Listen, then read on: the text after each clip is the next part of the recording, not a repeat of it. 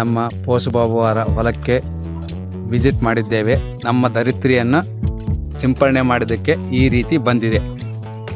ಬಂದಿಲ್ಲ ವಿಡಿಯೋ ಎಲ್ಲ ವಿಡಿಯೋ